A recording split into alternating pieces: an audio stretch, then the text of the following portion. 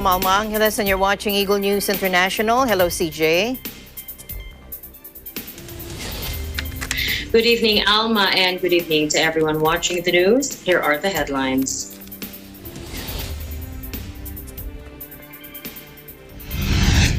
Israeli Prime Minister or Israel airstrikes hammer the Gaza Strip after a week of violence that has killed more than 200 people, the large majority Palestinians, despite international calls for de-escalation. The Overseas Workers Welfare Administration on Monday said it is conducting an in-country evacuation of overseas Filipino workers amid the escalating tensions in Israel. And ferocious winds and threatening a destructive storm surge bore down on India on Monday, disrupting the country's urgent response to its devastating COVID outbreak. And Miss Mexico was crowned Miss Universe on Sunday in Florida.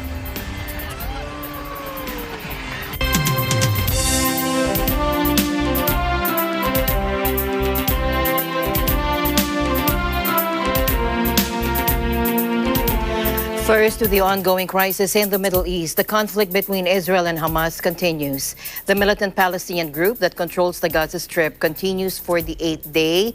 The conflict between them as both sides exchange rockets and bomb attacks with devastating results. Israeli airstrikes hammer the Gaza Strip after a week of violence that has killed more than 200 people now, and the large majority Palestinians, despite international calls for de-escalation. In a televised speech, Israeli Prime Minister Benjamin Netanyahu said the attacks will continue at full force. Take a look.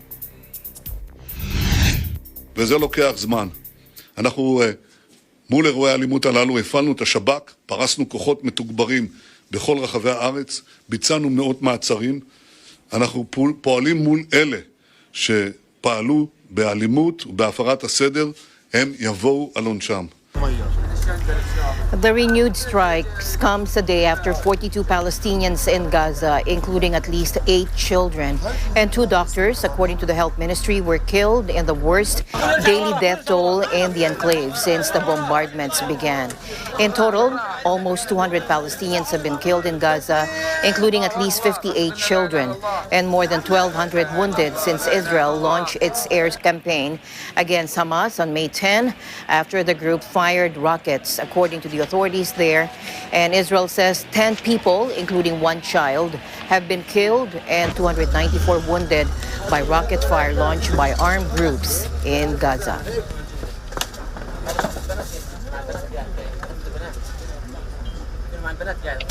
Now, Palestinian and Israeli leaders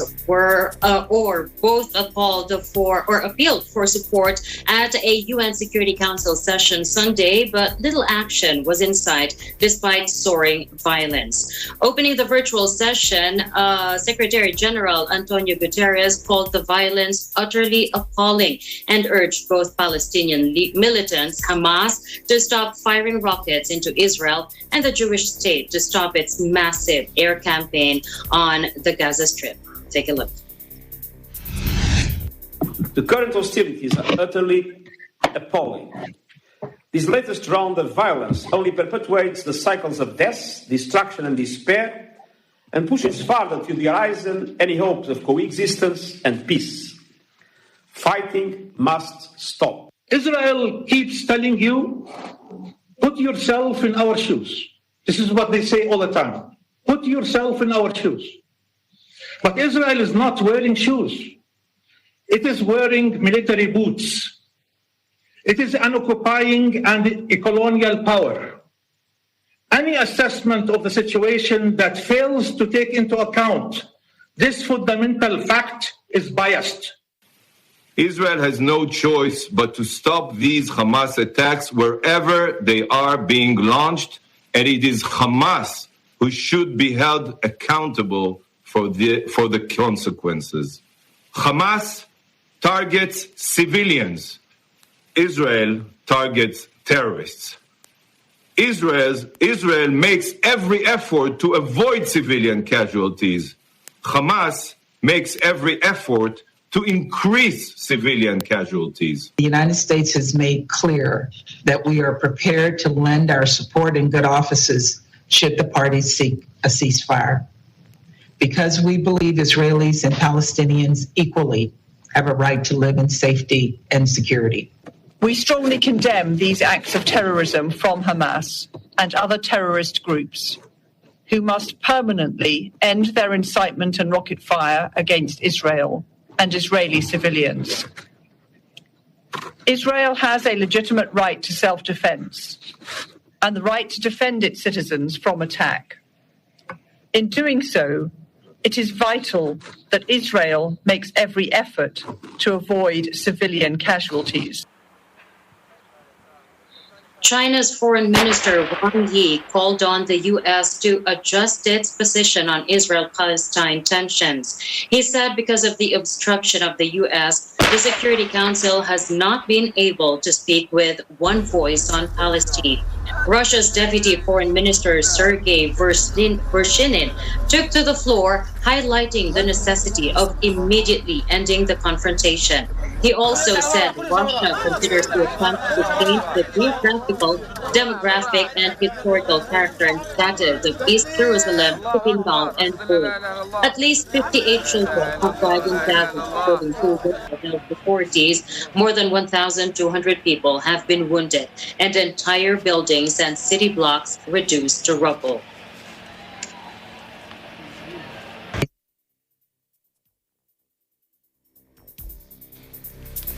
In a related news, an Israeli airstrike on Saturday flattened a 13th-floor building housing Qatar-based Al Jazeera television and the U.S. news agency, the Associated Press, and the Gaza Strip. Israeli Prime Minister Benjamin Netanyahu defended the strike on the Gaza Tower that housed the Associated Press and Al Jazeera bureaus. He alleged that it also hosted a Palestinian terrorist intelligence office. Let's listen in. Well, we share with our American friends all that intelligence, and here's the intelligence we had. It's about Palestinian terrorist, an intelligence office for the Palestinian terrorist organization housed in that building that plots and organizes the terror attacks against Israeli civilians. So it's a perfectly legitimate target. And I can tell you that we took every precaution to make sure that there were no civilian injuries, in fact, no deaths, no injuries whatsoever. We need to ensure the safety of our journalists. Now, fortunately, we had a warning, and we were able to get all 12 journalists out of the building and to safety. And those brave journalists also saved a great deal of equipment so we can continue to tell the story, because that's what AP does. واضح بأن دلالة لها علاقة بالبعد الإعلامي، وربما هناك انزعاج ما من جيش الاحتلال الإسرائيلي من الدور الذي تقوم به هذه شبكات التلفزة الإعلامية، ولكن في نهاية المطاف يعني هذه الشبكات تقوم بواجبها المهني دون تحريف، دون تزوير، دون تهويل، دون تهوين أيضا من الأمر.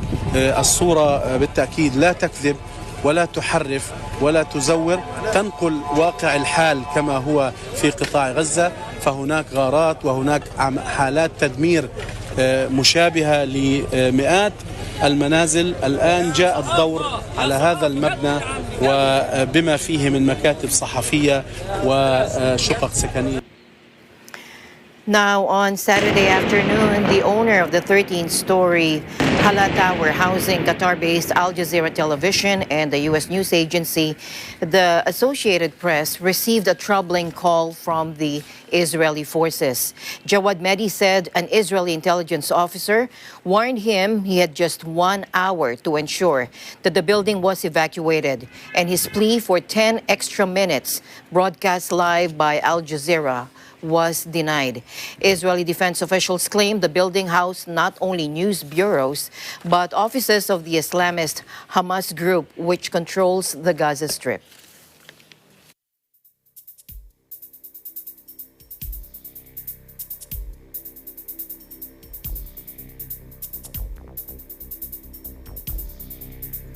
Meanwhile, the Overseas Workers Welfare Administration on Monday said it is conducting an in-country evacuation of overseas Filipino workers amid the escalating tensions in Israel.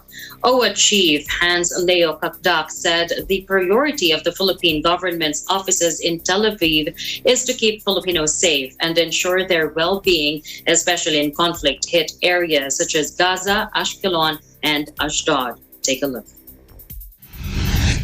Yes po, kasalukuyang nakikipag-coordinate po tayo sa Dole Polo, sa Tel Aviv at sa syempre yung embahada sa Tel Aviv patungkol sa mga scenarios of assistance natin sa ating mga mahal na OFWs. Ang immediately affected areas po ay Gaza Strip and then yung dalawang malaking syudad sa gitna ng Gaza at saka Tel Aviv, which are Ashkelon and Ashdod. Sa kasalukuyan po ay nagsasagawa tayo ng assistance ng mga OFWs na kailangan ng tulong in terms of in-country evacuation. Evacuation po within Israel, especially within the areas that I mentioned. Sa Israel po, maraming mga bomb shelters, mga gusali. However, may mga gusali na walang bomb shelters. So, yung mga Pilipino na napapaloob sa sitwasyon na ganon, ay tinutulungan po ng ating polo, ng ating embahada na mailikas sila sa safer ground, sa mga shelters, bomb shelters. And then meron din hong identified na 2 parokya doon sa area kung saan pwede rin ho sumaklolo ang ating mga OFWs. But in general, well of course, walang napabalitaan na saktan o nasawi. And in general, safe and sound po ang mga OFWs natin sa Israel.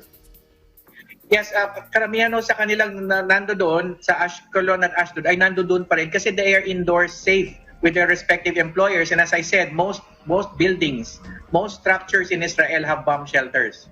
So they are advised to just stay put, stay where they are. Unless, of course, walang bomb shelter sa kinalalagyan. At ito na ho, yung tinutulungan natin. Pero hindi po sila ganun karami because in general, our OFWs in Israel are safe and sound at least at this stage. Pero doon sa affected areas, Ashkelon and Ashdod, ang estima po na directly affected OFWs around 300 and then around 100 sa Gaza Strip. Sa Gaza Strip, marami rin pong non-OFWs kasi maraming mga Pilipino na may asawa na Palestina. So, yun po ang dalawang areas. So, higit kumulang mga 400 doon sa directly affected areas. The priority is security, no? Yung ating OFWs free from physical harm. So, tinutulungan nga silang madala sa mga shelter yung nangangailangan ng tulong at wala pa ho tayo, syempre meron ding ayuda doon in terms of food assistance and other forms of basic needs. Pero wala pa ho tayo sa stage ng pagbibigay ng malawakang benefits, financial benefits. But these are definitely in store once humupa na ho ang sitwasyon. Kasama na dyan yung posibleng pagpapauwi dun sa mga ninanais ng umuwi.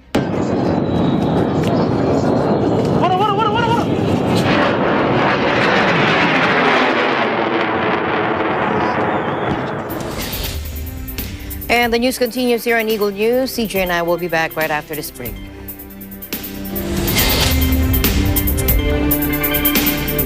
Mula noon hanggang ngayon, gabay natin ang MTRCB ratings sa matalino at responsableng panonood.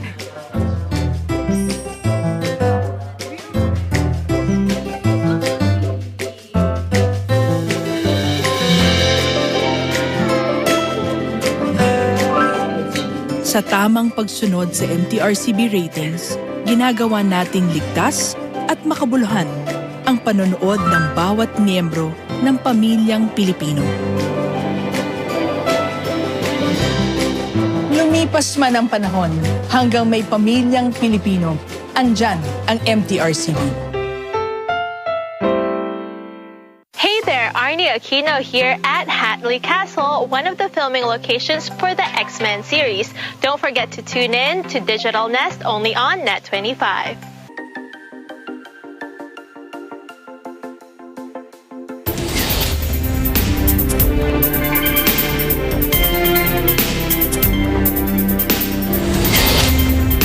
Welcome back. Now to the Philippines. The country's recovery tally from the COVID-19 disease climbed to 1,076,428 after health authorities reported 6,602 new survivors today. The latest data from the Department of Health showed a 93.6% recovery rate from a total of 1,149,925 COVID cases since the pandemic started last year. The DOH also logged 5,979 new infections, bringing the total number of active cases to 54,235. Of the active cases, about 93.3% are mild, 2.0% are asymptomatic, 2% are severe, 1.25% are moderate, and 1.4% are in critical condition. An additional 72 deaths pushed the death toll to 19,262 or 1.68% of total cases. Data submitted on May 15 likewise showed that 13.1% of 45,210 who were tested turned out positive for COVID-19. Staying here in the Philippines, Health Undersecretary Maria Rosario Vergeira said the Health and Science departments are planning to study the use of booster shots. The shots may offer enduring protection against the COVID-19 and its variant. In a briefing Monday, the Undersecretary said that officials of the Department of Health and the Department of Science and Technology, as well as the vaccine expert panel, have had several meetings to discuss the study. She also said that local experts are looking at studying the possibility of pairing doses from two different COVID-19 jabs. So far, only 4 brands are being used in the government's vaccination program. The vaccines developed by Sinovac Biotech, AstraZeneca, Gamaleya Research Institute, and Pfizer-BioNTech.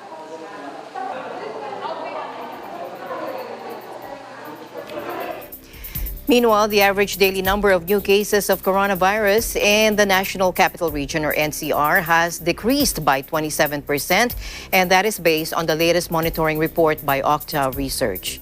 In its report released today, Tauktae Research said the new cases in the region dropped to 1,479 per day from May 10 to the 16th. And over the same period, NCR's reproduction number is 0.57, while its positivity rate decreased to 11%. Meanwhile, the average daily attack rate in NCR is 10.71 per 100,000 population. And according to the Department of Health, an ADAR above 10 is high risk, while an ADAR below 10 is moderate risk. The healthcare utilization rate, meanwhile, in the NCR is 45%, while the intensive care unit occupancy is 57%. And according to the DOH, a utilization rate of less than 60% is safe.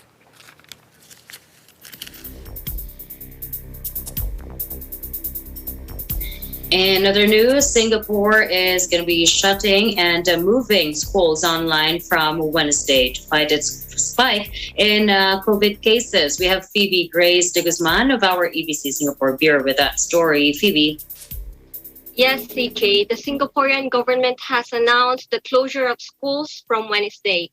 At a virtual news conference late Sunday, authorities announced that the primary and secondary schools, as well as the junior colleges, would shift to full home-based learning from Wednesday until the end of the school term on May 28. Authorities are now warning that the new coronavirus strains, like the one first detected in India, were affecting more children here. Hours before Sunday's news conference, Singapore confirmed 38 local transmitted coronavirus cases, the highest daily count in 8 months. Some of the cases involved children linked to a cluster at a tuition center. Health Minister Ong Ye Kung, citing a conversation he had with the ministry's Director of Medical Services, Kenneth Mock, told the news conference on Sunday that the B.1.617 strain appears to affect children more. The strain was first detected in India. Our education minister here said that the government is working out the plans to vaccinate students under the age of 16. The government has been tightening restrictions following a recent rise in local transmissions after a month of near zero cases. The rise in local transmissions in Singapore may also scupper a quarantine-free trouble bubble with Hong Kong. due to begin on May 26 after an earlier failed attempt. Singapore has limited public gatherings to 2, banned restaurants, dine-ins, and closed gyms in an attempt to stop the surge of infections.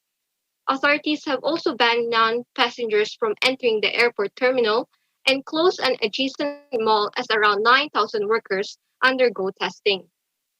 Singapore had to fight serious coronavirus outbreaks last year when the illness surged through crowded dormitories housing low-paid foreign workers, infecting tens of thousands.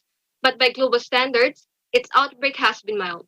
Officials in the city of 5.7 million have reported more than 61,000 cases so far and 31 deaths. Back to you, CJ. Well, thank you so much, Phoebe, for your updates there in Singapore. Please do take care and tell us more if there are any more new developments there. Yes, for sure, CJ. You do take care as well there. This is Phoebe Grace Guzman reporting EBC Singapore. We live in interesting times.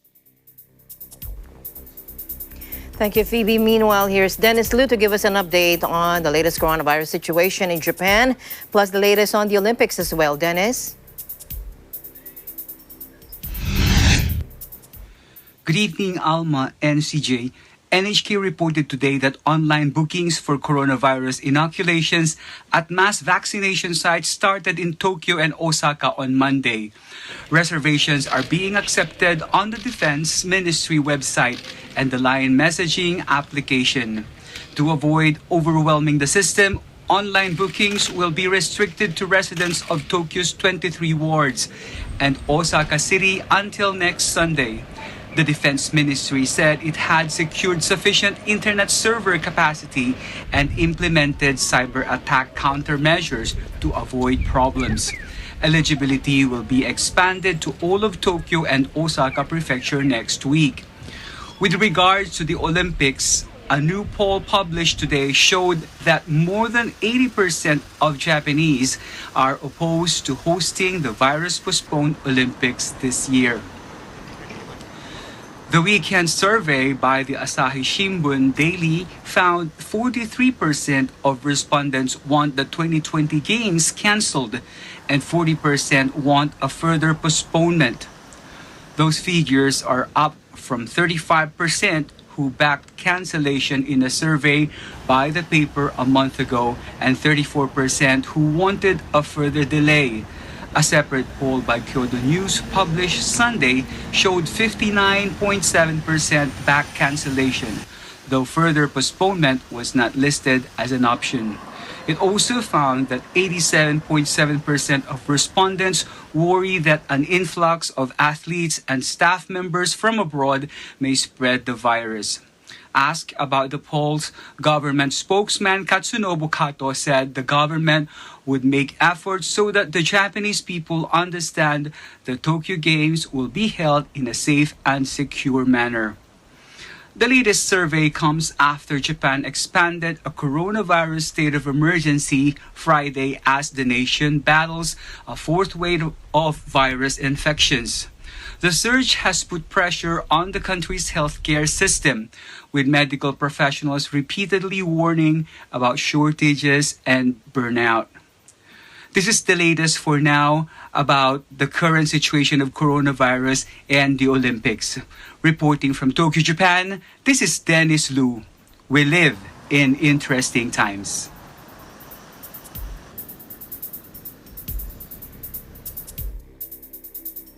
Dr. Gerardo Legaspi said that the Philippine General Hospital will start accepting patients again once everything is in place and stabilized. This after a fire started at the operating room or sanitation area at the third floor of the hospital's central building block. Legaspi said initial findings showed that the faulty electrical wiring caused the fire that reached the first alarm at 12:41 a.m. and was raised to the second level at 12:58 a.m. Take a look. Hihingi ako ng mga 1 o 2 araw pa para maayos namin ng emergency room at mabalik yung dating operations niya. So yung ang One Hospital Command ay tinulungan po kaming mailipat ang 17 pasyente sa iba't ibang DOH hospitals, and we really appreciate that. So sa ngayon po, sarado muna ang emergency room. Kaya kung meron pong darating na pasyente dito, baka ilipat muna namin to the efforts of the One Hospital Command. Pero yung mga nasa ward po, wala na po kaming ililipat muna ngayon dahil nag-uumpisa na ho kaming magplano ng serbisyo sa kanila. Dapat imagine niyo, no? 500 patients is not easy, no? Ang naging plano po doon, may designated areas at ibang open spaces ng PGH. Yung po mga COVID patients, basta magkakasya pa po sa aming COVID ward, nalagay po sila doon sa ibang designated COVID wards na hindi namin in-evacuate. Yung mga hindi na po magkasya doon, linagay namin sa open area. Of course, may mga non-COVID din sa open areas na yun.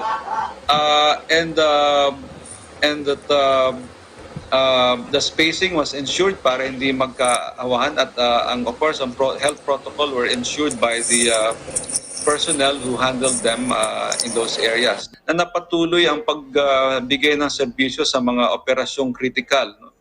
Neurosurgery, heart surgery, mga advanced surgeries na hindi maaring makimuha sa ibang ospital at napagpatuloy po namin to kahit na COVID referral center kami. Ngayon po, dahil dito sa nangyari, titigil muna ho namin to completely for the maybe 1 or 2 days. No?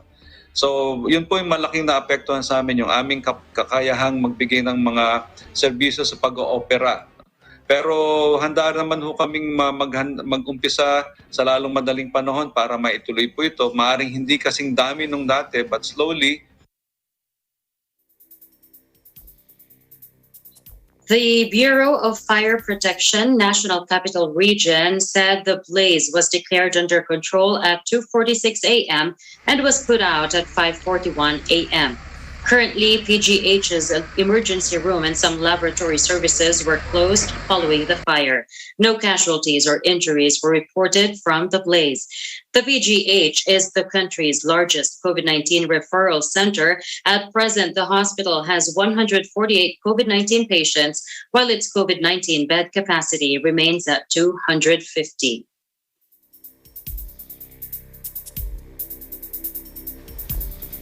Let's head on over to Bangkok, where there is an extension of restrictions till the end of the month. Gretchen Kusedsa joins us live. Hello, Gretchen. Is this true?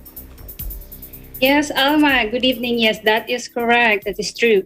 Bangkok's temporary closure order has been extended for 2 more weeks, starting today, May 17, until May 31. Although needed measures for businesses remain, some relaxation for dine-in services are allowed, and limited dine-in services for shops selling and beverages are allowed until 9 p.m., while takeaway is allowed until 11 p.m. However, consumption of alcoholic beverages while dining in is still prohibited nationwide. Additionally, Alma, proper wearing of surgical mask or fabric face mask outside residence is still mandatory, and violators are liable for a fine not exceeding 20,000 baht or $630 US.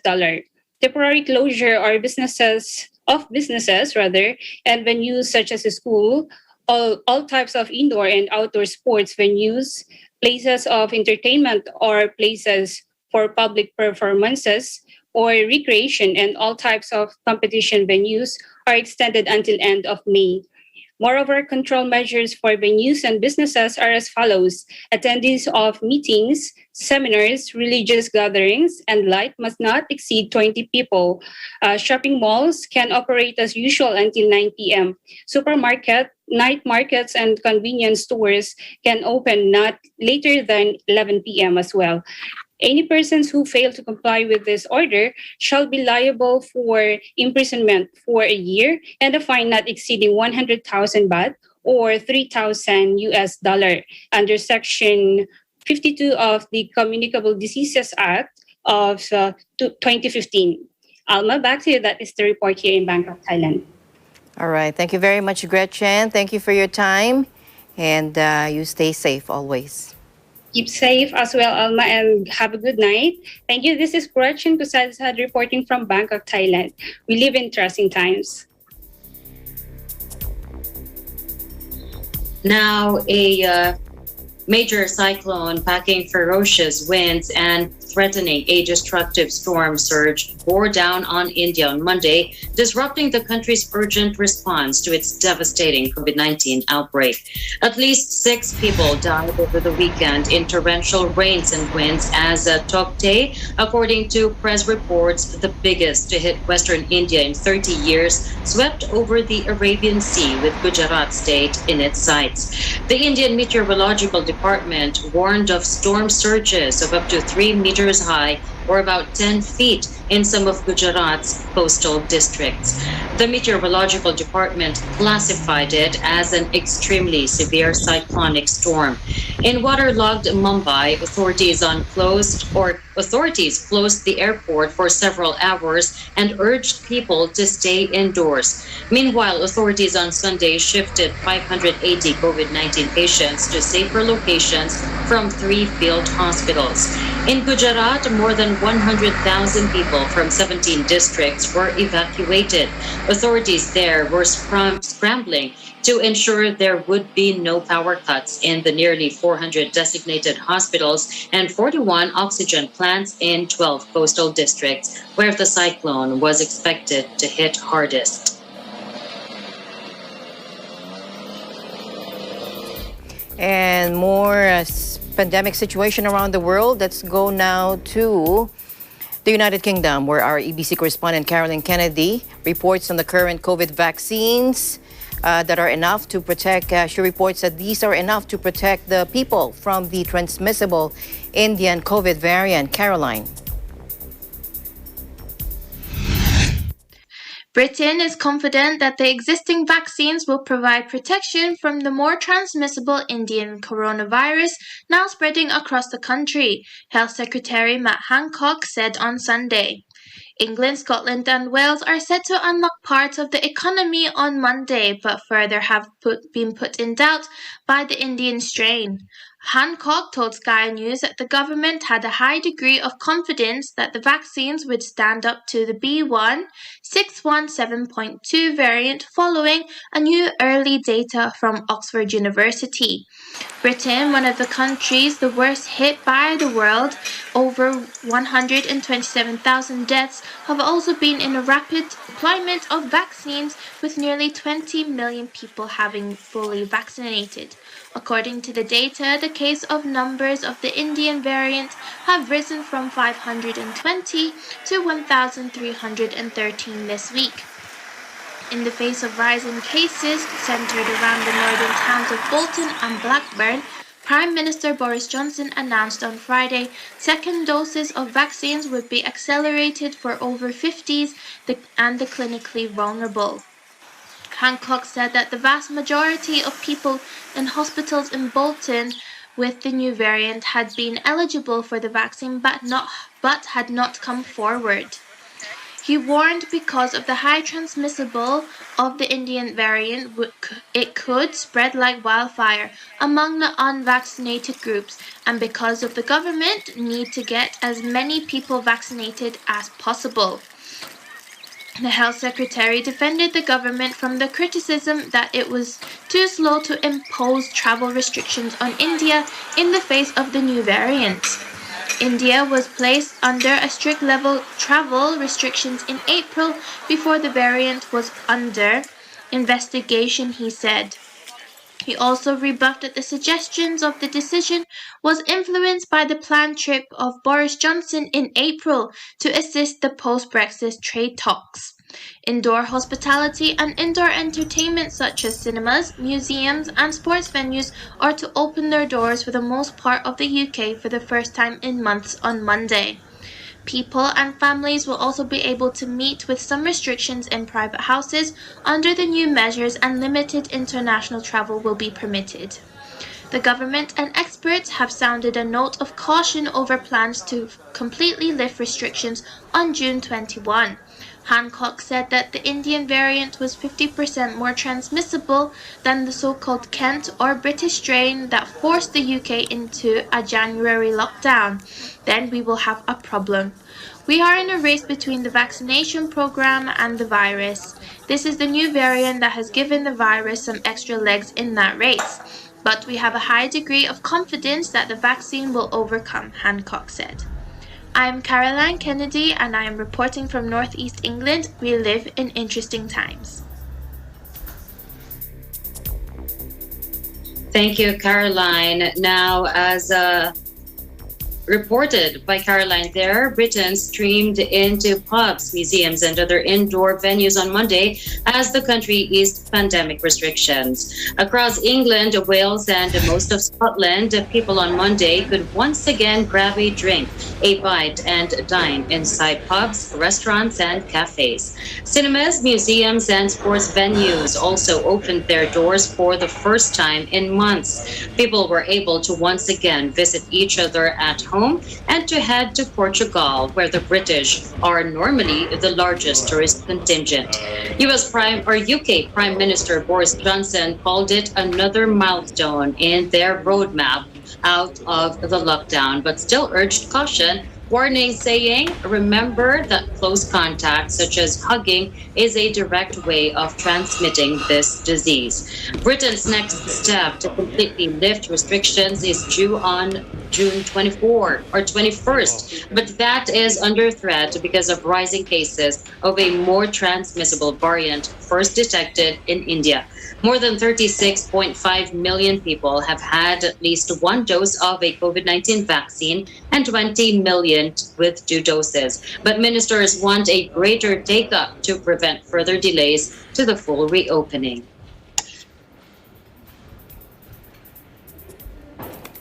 Meanwhile, U.S. retail giant Walmart has said customers who are fully vaccinated against COVID-19 no longer have to wear masks in their stores, and staff can do the same starting this week.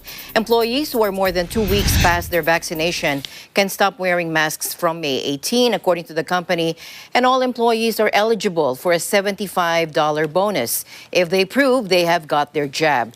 The announcement follows the Centers for Disease Control and Prevention's lifting of mask wearing last Thursday for people who are fully vaccinated against COVID-19. And that is a decision that came over a year after it was first issued at the beginning of the pandemic. And that has killed more than 585,000 people in the U.S. Walmart mandated customers wear face masks starting last July and is now among the first major American corporations to end that requirement. Now, the WHO, or the World Health Organization, said even after receiving COVID-19 jabs, people should wear face masks in areas where the virus is spreading after the U.S. decided the vaccinated do not need masks. The WHO said vaccines are life-saving, but on their own, they are not enough. The WHO refrained, however, from commenting specifically on the U.S. situation, but experts highlighted that the decision to remove COVID restrictions, including mask recommendations, should rely on more than just the vaccination rate. Take a look. Thanks very much. So, as you know, WHO recommends masks, to the use of masks as part of a comprehensive strategy towards controlling COVID, part of many different measures that are used to prevent the spread. In setting up policies to use masks as part of that strategy, it's very contextual. It's about how much virus is circulating around in the country. It's about the amount of vaccines and vaccinations that are rolling out. It's about the variants of interest, the variants of concerns that are circulating. We have to keep all of this in mind when thinking about how to adjust the policies associated with the use of masks. But as Maria said, this is all in the context of the local transmission conditions. So in Australia and New Zealand, even when there weren't any vaccines, people could take their masks off because there wasn't any virus. Even in situations where you have high vaccine coverage, if you've got a lot of transmission, then you wouldn't take your mask off. So you cannot make one decision without the other. In the instance of a country that wishes to reduce or take away a mask mandate or take away other measures of public health and social measures, that should only be done in the context of considering both the intensity and of transmission in your area and the level of vaccination coverage. Now, obviously, if you have high vaccination coverage, you should have low community transmission. But we're in a strange period of transitioning as vaccination coverage increases and as transmission levels go down. We're at a point where many countries are facing a situation where the transmission hasn't completely ended and their people aren't completely vaccinated. So we know that they do protect against infection, but not completely. So you can still get infected. You can have asymptomatic or a mild illness or even moderate symptoms even after being vaccinated. So that's not a complete surprise. And again, that's why the WHO has said that vaccination alone is not a guarantee against infection or against being able to transmit that infection to others. Almost 60% of U.S. adults now have one or both doses, while cases are falling fast, down to a 7-day average of 38,000 or 11 per 100,000.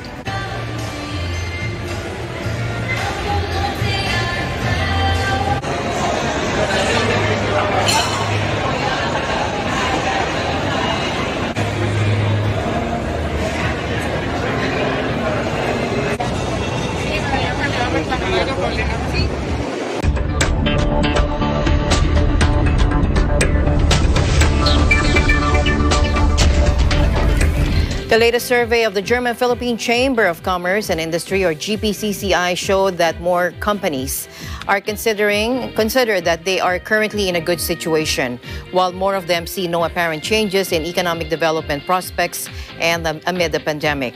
The AHK World Business Outlook, or WBO, survey spring 2021 indicated that 21% of the surveyed companies said the current situation of their businesses is good here in the Philippines, increasing from 19% of respondents in the fall of 2020 survey and 20% a year ago.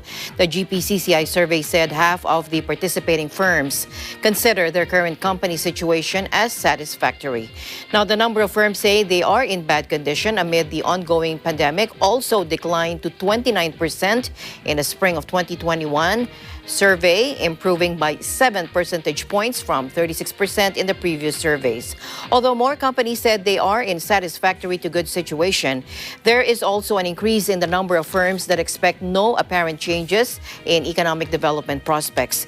From 37% in the WBO Fall 2020 survey, companies saying they see no changes in the local medium-term economic development increased to 45%.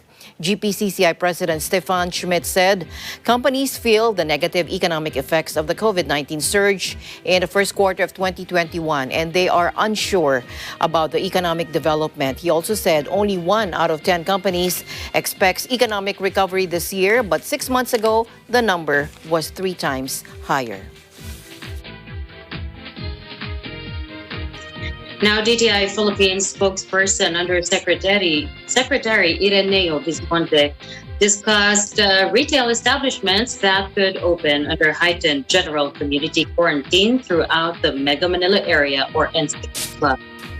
Undersecretary Vismonte also said that all leisure centers are still not allowed on GCQ in NCR Plus. Tama po yan, talaga pong lahat po ng ating mga retail establishments, lahat po, pinapayagan po natin, whether it's hardware or non-essential, sila po ay mga bukas na. Ang hindi po natin pinapayagan pa ngayon at malinaw po sa issuance natin ay yung pong mga venues for meetings, incentives, conferences, and exhibitions. Yan po ay mananatiling mga nakasara. At tulad din po ng mga nabanggit na sa una, yun po mga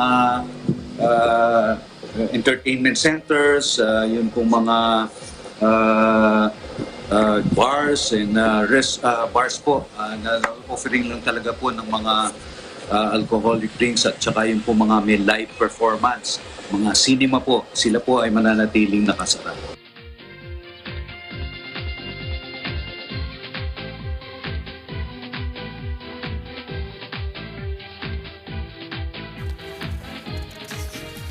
Working more than 55 hours a week increases the risk of death from heart disease and stroke. That is according to a United Nations study out on Monday. The WHO ILO study, published in the journal Environment International, is the first global analysis of the risks to life and health associated with working long hours. Maria Nera, director of the WHO's Environment, Climate Change, and Health Department, said working 55 hours or more per week is a serious health hazard. The study concluded that working 55 hours or more per week was associated with an estimated 35% increase in the risk of suffering a stroke and a 17% rise in the risk of dying more or from ischemic heart disease compared to working 35 to 40 hours. The report by the UN's World Health Organization and International Labor Organization agencies comes as the COVID pandemic accelerates workplace changes that could reinforce the tendency to work longer hours. WHO Director General Tedros Adhanom Ghebreyesus said teleworking has become the norm in many industries, often blurring the boundaries between home and work. In addition, many businesses, he said, have been forced to scale back or shut down operations to save money, and people who are still on the payroll end up working longer hours.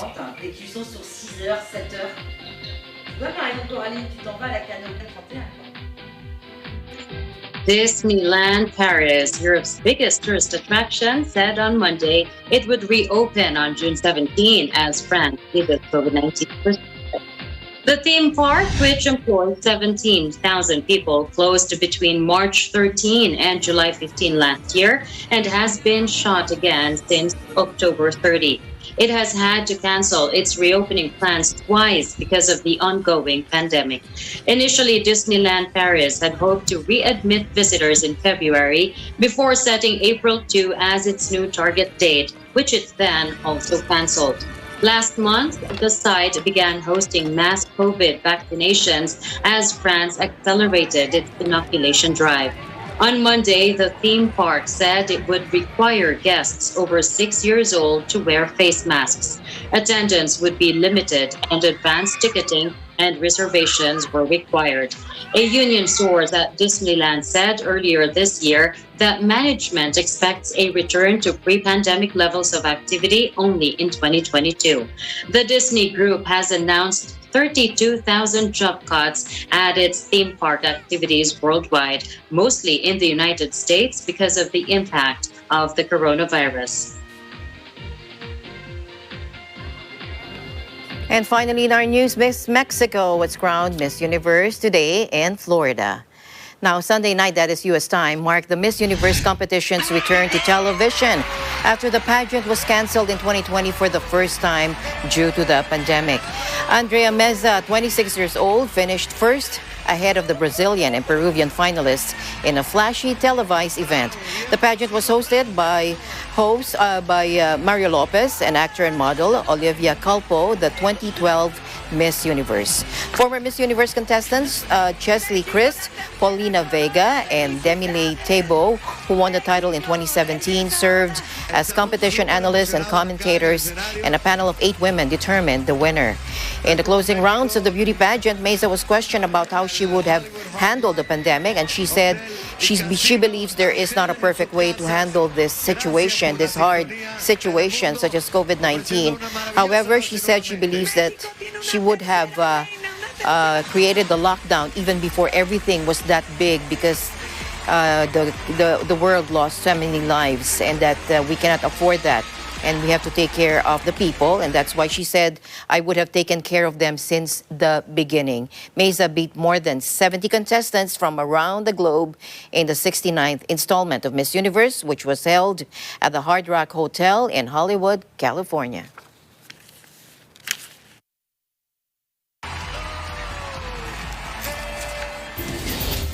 Congratulations, Miss Mexico.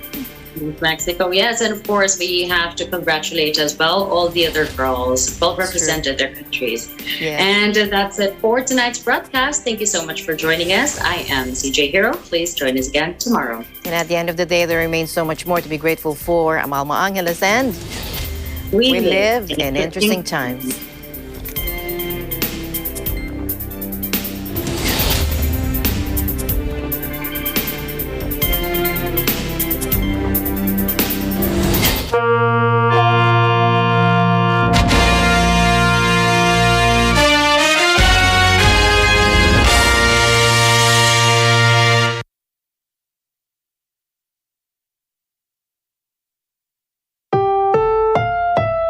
This program